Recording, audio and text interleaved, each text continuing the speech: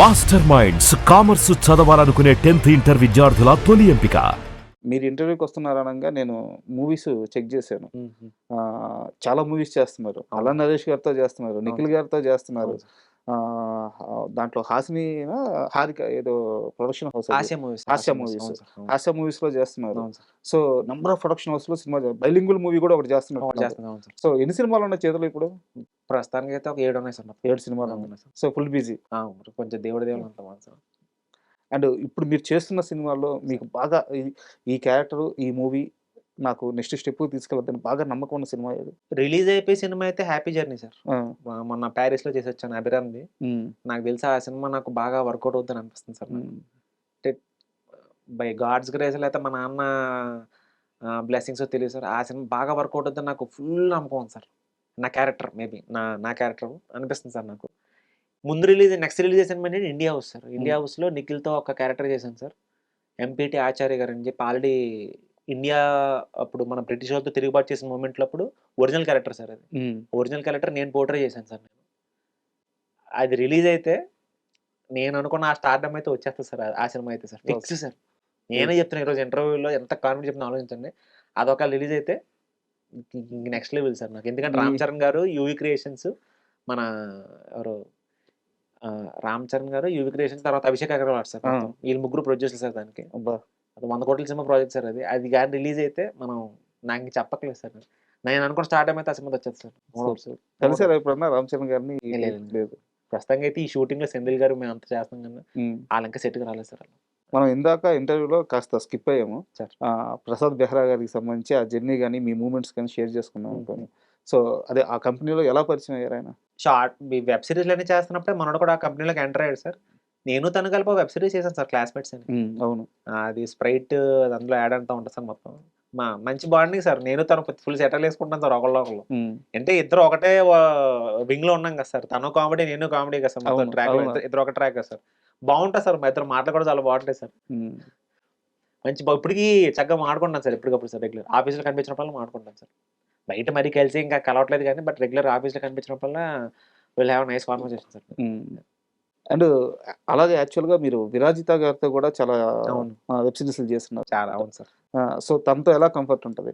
మీది ఒక web series ఉంది. Date with boss. యెస్. అవును సార్. బాస్. అవును సార్. అవును సార్. అది నాకు చాలా బాగా ఇష్టం. Sir thank you sir. So, అంటే మీ ఇద్దరి మధ్య ఉండే ఆ కెమిస్ట్రీ గాని, ఆ అవును ఫన్ సార్. గాని అవును సార్. చాలా బావుంటది. సో, దాని గురించి చెప్పండి. నా టైమింగ్‌కి నాకు కరెక్ట్‌గా పనిచేసే అమ్మాయి విరాజితే సార్. అవునా? నేనేదన్నా అంటే నాకు ఒక పెక్యులర్ టైమింగ్ ఉంటది సార్ నాకు. నా వాయిస్ గాని, కరెక్ట్. లేకపోతే నేను మాట్లాడే విధానం గాని కరెక్ట్. నాకు టైమింగ్ ఉంటది సార్. నా టైమింగ్‌కి అపోజిట్ అమ్మాయి కూడా దానికి అంతే విధంగా కరెక్ట్‌గా ఉంటేనే ఆ పంచ్ పేలుతది సార్. పంచ్ పేలి ఎక్కువ పేలుతది సార్. హ్మ్. ఆ ఎక్కువ పేలి ఉండాల్సిన అమ్మాయి ఏంటంటే విరాజితే. హ్మ్. సో, దానివల్లే 'date with boss' season 1, season 2 ఆ లెవెల్‌కెళ్ళినాయి సార్ 2 సార్.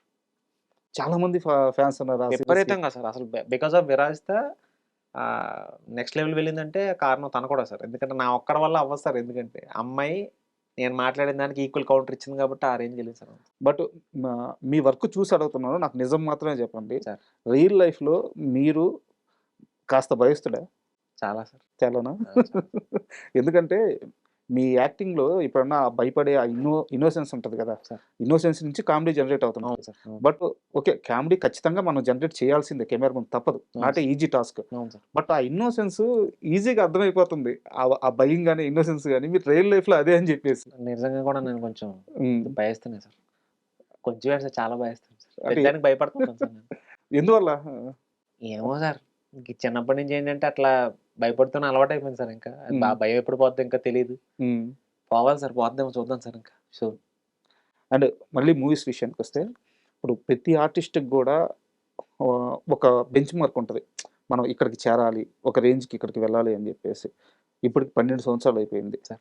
బట్ ఇప్పటికొచ్చిన సక్సెస్ ఎప్పటికో వచ్చుండాలి యాక్చువల్‌గా మీకైతే. అవును. సో, బట్ దేవుడి దయ వల్ల సార్. రైట్ పాత్‌లో ఉన్నారు. అవును సార్. సో, నెక్స్ట్ స్టెప్‌కి వెళ్ళడానికి మీ దగ్గరున్న ప్లాన్స్ ఏంటి? సార్ నాకేమనిపిస్తుందంటే ఫస్ట్ ఒక సినిమా హిట్ కొట్టాలి సార్. హ్మ్.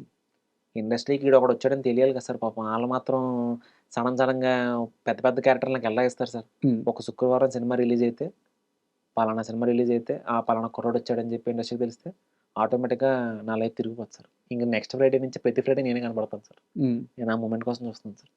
బట్ మరి మీరు చాలా విచిత్రంగా, అమాయకంగా మాట్లాడుతున్నారు. సార్. ఇండస్ట్రీకి ఒకడొచ్చాడని తెలియడానికి మీరేమన్నా కొత్తగా వచ్చారా? నాకు తెలిసి 2 తెలుగు రాష్ట్రాల్లో మీ కంటెంట్‌ని కన్జ్యూమ్ చేయని మేకర్ ఉండడు. సార్. అవును. ప్రొడక్షన్ ఆఫీస్ ఉండదు. సార్.